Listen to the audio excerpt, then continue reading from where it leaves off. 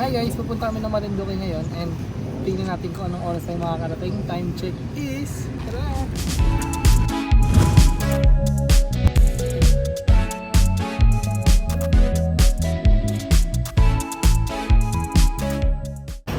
Hi guys! Ngayon ay isa sa first year break natin, which is nasa Talamba, Laguna tayo. Check natin kung anong oras tayo makakarating.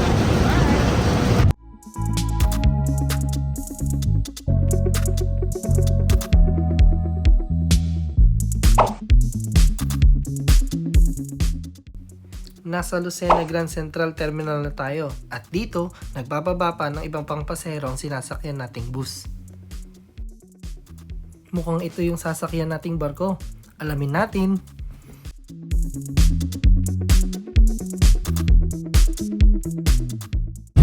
Hi guys! Time check is 11:12 AM which is nakarating na tayo dito sa Lucena Port. Dito yung kung saan i-check yung mga bag. Tapos mga waiting area and dito magbabayad ng pamasahe papuntang dun sa barko. And dito yung sa barko. And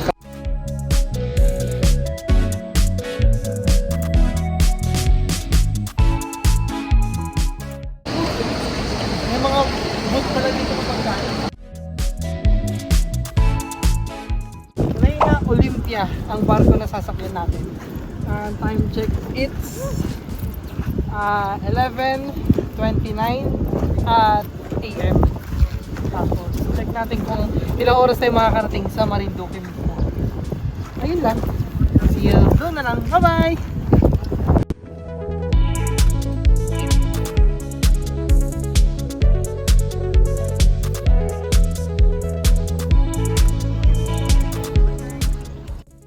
Malalaman mong nasa Quezon Province na tayo pag nakita mo ang Quezon Power Plant. Tara, itutur ko kayo sa sinasakyan naming barko. Ngayon ay nasa second deck tayo kung saan makikita ang napakaraming upuan para sa pasahero. Ito naman ang main deck kung saan pwedeng mag-chill o mag-relax ang mga pasahero habang nasa biyahe. Pati ako mapapapicture sa napakagandang view na to. At syempre, di natin makakalimutan ng Baby Groot dance. O siya, ituloy na natin ang pagtutur sa sinasakyan naming barko. Sa aking kaliwa, makikita nyo ang palikuran, washing machine, hugasan ng plato, galley area or kitchen at pahingahan. Dito na rin kasi tumutuloy ang ibang seafarers. Madadaanan ko rin ang napakainit ng ship exhaust or tambutso ng barko. Lapitan natin yung pinakagilid ng main deck. Makikita natin dito yung mga sasakyan katulad ng motor at kotse ng iba pang pasahero. Nasa gilid ko din yung pilot house kung saan kinokontrol ng kapitan ang barko. Dito, pwede kang magmuni-muni na muna habang naghihintay para nang sa ganon maging masaya ang iyong paglalakbay. Nasa Marinduque na tayo! Mahigit kumulang 3 oras din ang naging biyahe natin. Pero hindi mo mararamdaman ang oras dahil banayad lang ang paggalaw ng barko.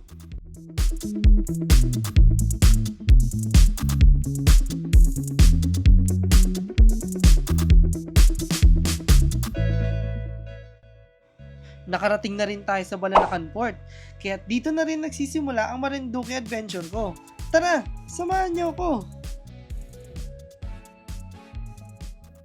Meron dito mahilig hiking, ganyan, dyan yun. Sa Malindig, Mount Malindig. Mahigit 1 oras din ang naging biyahe namin. Galing sa bayan ng Gasan, papunta ng Buena Vista. May mga moryon na rin na naghahanda para sa Moriones Festival. Hi guys! Welcome to Royal Adventure! Ngayon is nasa Buena Vista, Marinduque tayo. And nandito tayo sa Marinduque Hot Spring Resort. Tara, pasokin natin. Ito yung live reaction video. Check natin sa loob kung gano'n alak siya.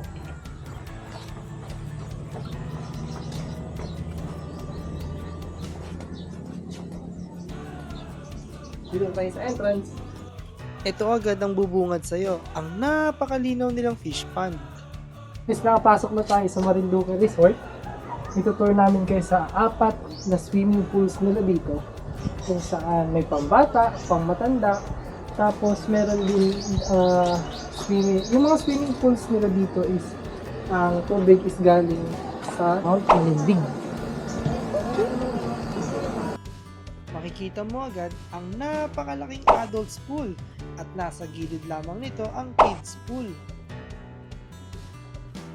Ngayon is pupunta tayo sa recreation area nila, which is ilang upuan din ang meron. Makikita nyo din yan.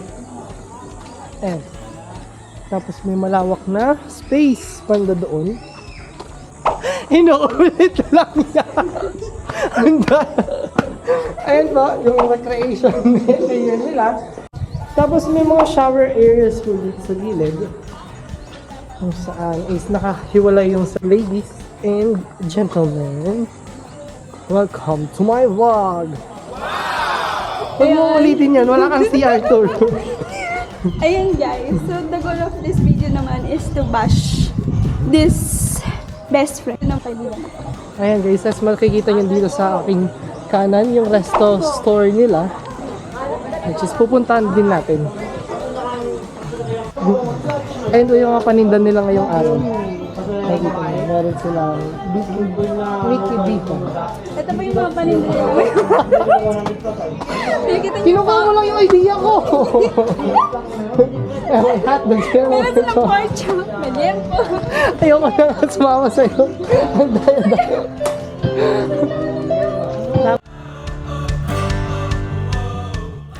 Marami silang cottages dito. Medyo And, ayan, natin-check mo.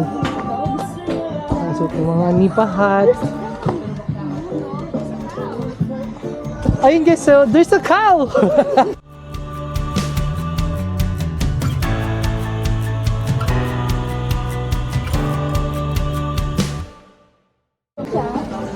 Ayan, kung saan makikita niyo yung mga pang adults. kung saan makikita. Ang ganda lang ang kubo nila. Medyo Ang ganda ng kubo nila, medyo... may Kaya, mga sinaunang tao din dito. tapos, ayan, maganda yung tanawin. And, ang daming mga private rooms. And, ayan, To see this. yung lugar. Ang ganda ng puno na nandito sa gilid natin. So, Ito yung pinaka-special na house nila or na room for this resort. Parang wooden style siya. And maganda yung designs. Meron ditong private pass.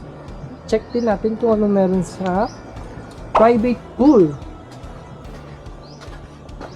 May mga private pool din sila dito.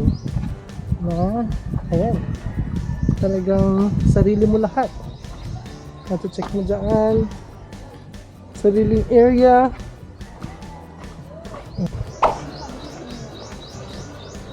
ilang. Ang ganda. At dito na nagtatapos ang aking tour sa Marinduque Hot Spring Resort. And check pa natin kung ano nga bang meron sa Marinduque. Pwede tayo magpunta sa mga white beaches nila. Kung meron bang mga other resorts pa. And a lot of activities din dito.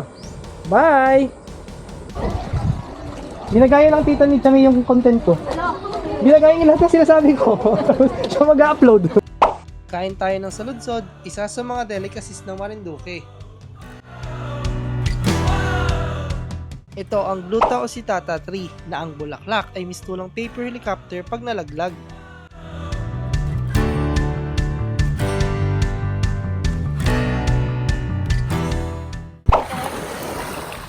Thank you Lord.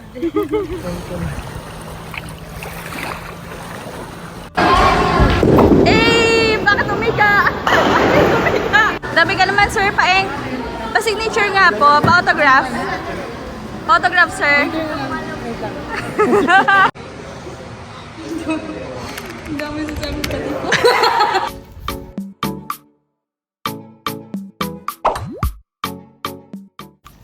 Pupunta tayo ngayon sa Tres Rias Island. And oras na is around 10 or 11. Sabi nila sobrang alon daw dun. Pero tutuloy pa rin tayo kasi minsan lang to. Ayan ang islang pupuntahan natin at ito ang gagamitin nating bangka. Pinagsuot na kami ng life jacket at 30 minutos lang daw ang biyahe. Sa panahong ito, kalmado lang ang alon ng tubig. Sa pwestong ito naman, makikita mo ang napakagandang bundok ng Malindig na matatagpuan sa Buena Vista. Ang pupuntahan natin ngayong araw ay ang Gaspar Island na isa sa mga isla ng Tres Rias Island. Ang pangalang Tres Rias Island ay hango sa tatlong hari sa Biblia na sina Gaspar, Baltasar at Melchor. Pinangalanan ito ng mga tao upang madaling matandaan ang mga isla. At ito na rin ang magbibigay daan sa kaugnayan ng kasaysayan at kultura ng lugar.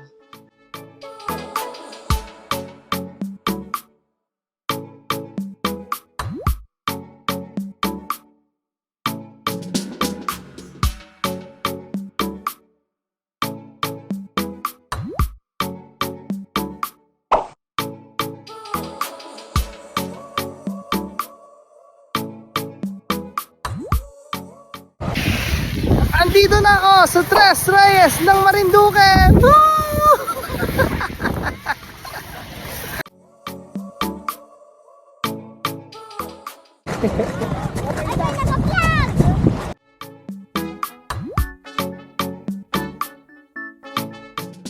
Tignan natin kung ano yung meron sa dulo. Kahit sobrang init, talaga namang mapapatampisaw ka sa napakalinaw na tubig at kalmadong alon. Samahan mo pa ng mga corals na parang sandbar. Tunay ngang nakakamangha at nakaka-relax ang mga tanawin dito. Puntahan din natin ang isa sa mga pinagmamalaki ng Gaspar Island. Yan ang rock formation. Dahil madalas madaanan ng Marinduque ng bagyo, kaya naman nakakabuo ito ng maraming rock formations. Pwede tayong magpa-picture mga ka-adventure, pero ingat lamang! Ako'y babalik na muna sa nirentahan naming kubo upang kumain at sulitin na rin ang napakagandang view na to.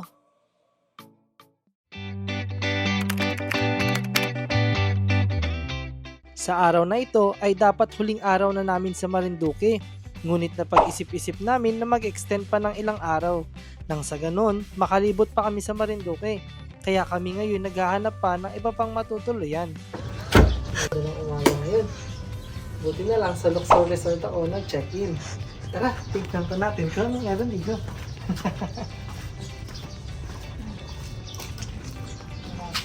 Meron silang din cottages dito.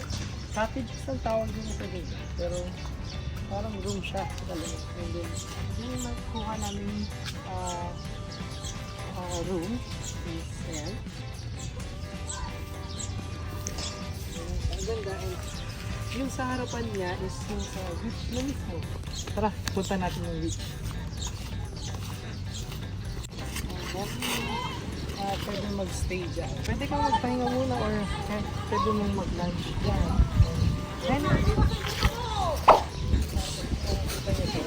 Ayun yung Tres Rias Island.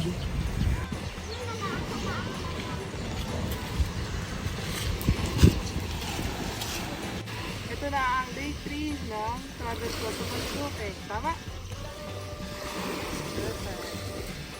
Check natin kung ano pang nangyari sa akin dito sa Marinduque at day 4. Abangan niyo ako sa day 4. Bye!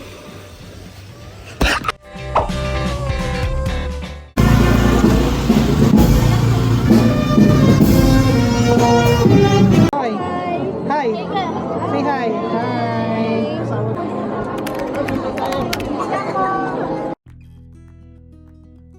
Bukod sa Moriones Festival, isa sa mga dinarayo dito ang prosesyon na ginaganap tuwing mahal na araw o Semana Santa. Ang nasabing prosesyon ay ginaganap sa harapan ng Gasan Municipal Hall, kung saan ang ibang dadalo sa parada ay naghahanda na.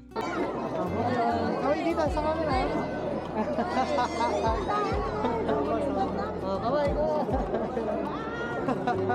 Mapapansin mo din dito yung dami ng tao na nakastasyon sa kani-kanilang mga parada ng santo.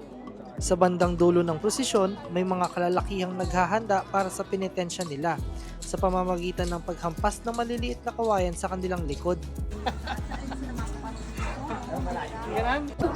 Pupuntahan natin yung sa St. Paris Church ng Gasan. Ang pagpunta sa simbahang ito ay medyo nakakapagod.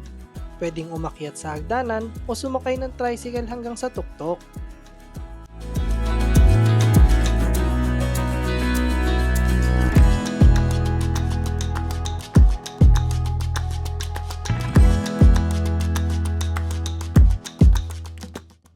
Ito ang St. Joseph the Worker Church. Ayon sa kasaysayan, ang nakasulat sa record ay itinayo ang simbahang ito taong 1609.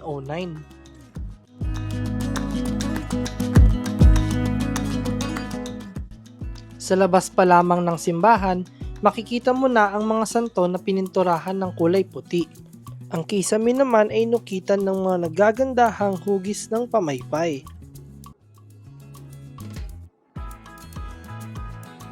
Sa bandang altar naman ay may disenyong malaking mural din.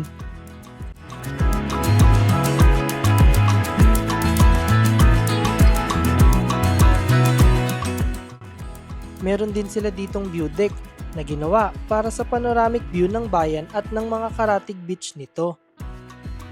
Kung ikaw ay mahilig manood ng sunset, siguradong magugustuhan mo rito. Nalaman ko din na dalawa sa mga relihiyon dito sa bayan ng Gasan ay parehas na nagdiriwang ng Semana Santa. Yan ang Aglipayan at Katoliko.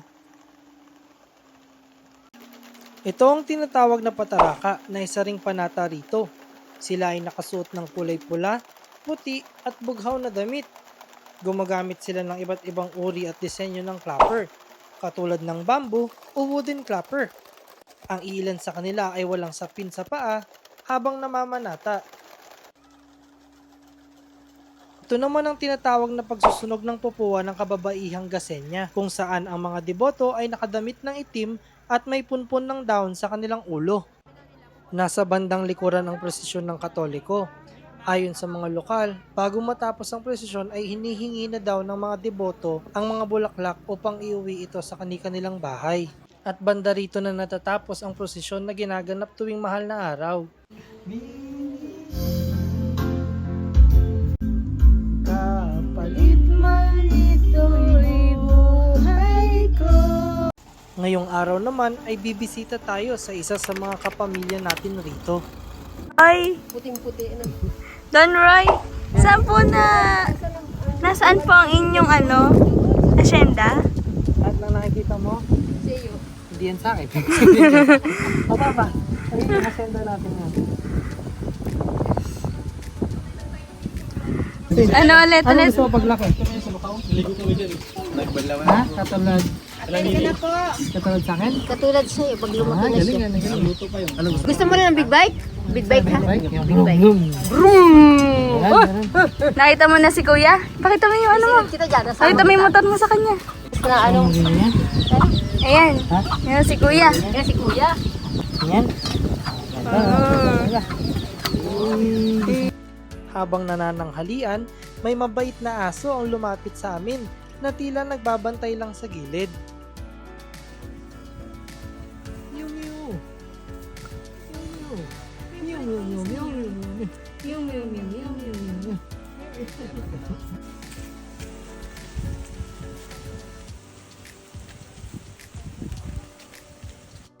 Talaga namang kahit saan banda, mapapansin mo ang kagandahan ng Marinduque. Hi guys! Ngayon is pupunta tayo sa Immaculate Conception Cathedral dito sa Buwak. Buwak. Tignan natin. Okay. Ano yung mga...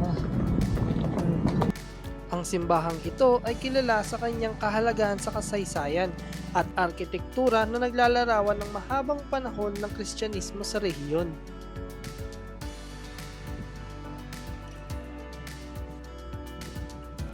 Ito ay tinatag noong ika-18 siglo. Katulad ng maraming simbahan sa Pilipinas, ito ay nagsimula bilang isang maliit na struktura na gawa sa kawayan at pawid.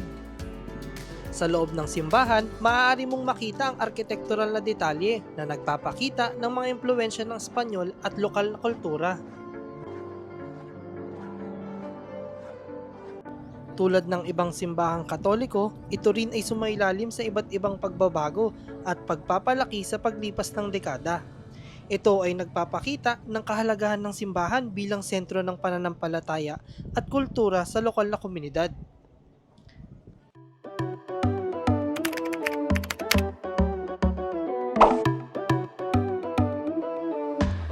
Nasa Luxor ulit. Ngayon is room number 2. Check natin. Ayan. Tada!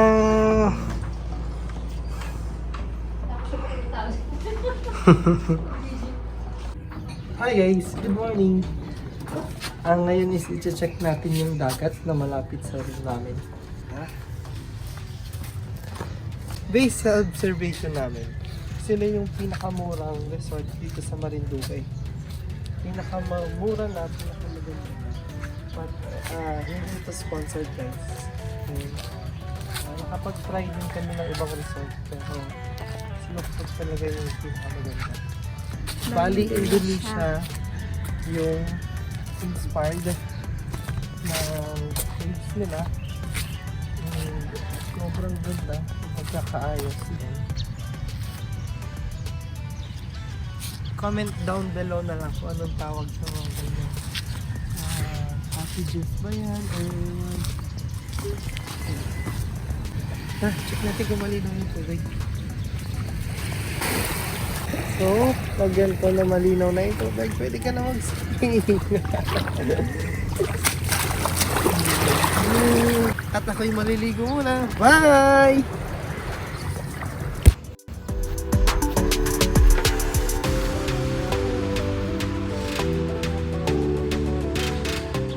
Mula sa aming tinutuluyan, sumakay kami ng jeep papuntang Mogpog, kung saan matatagpuan ang port ng mga barko. Welcome to Port Balanakan! Mga alas 3 na ng hapon ito, pero napakahaba ng pila at napakabagal kung umusad man.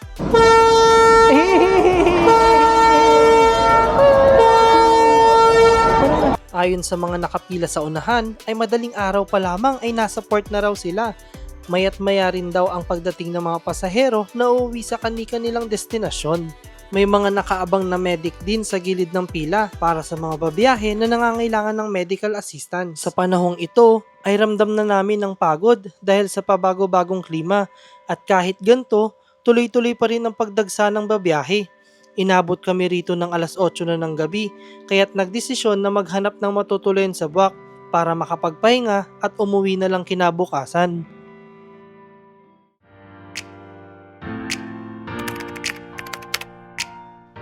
Sa araw na ito ay nakapag-book kami ng door-to-door na van upang makapunta agad ng Port of Balanacan. Madali kaming nakasakay dahil unti lang ang pila ng mga pasahero na may dala rin na pribadong sasakyan.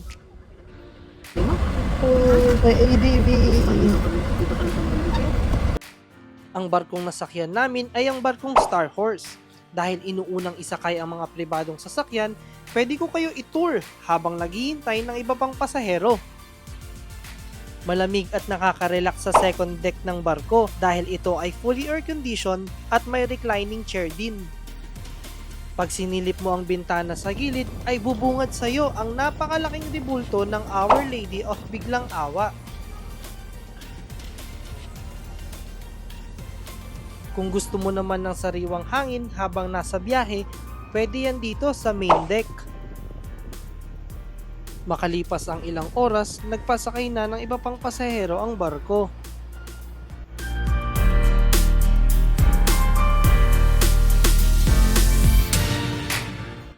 Malapit lang din sa port ang diesel power plant. Last day in Marinduque!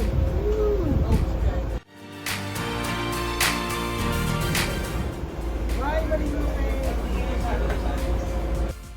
Mga alas 12 na ng tanghali nang matapos ang pagpapasakay ng pasahero at sumunod nito ang pag-alis ng barkong sinasakyan namin.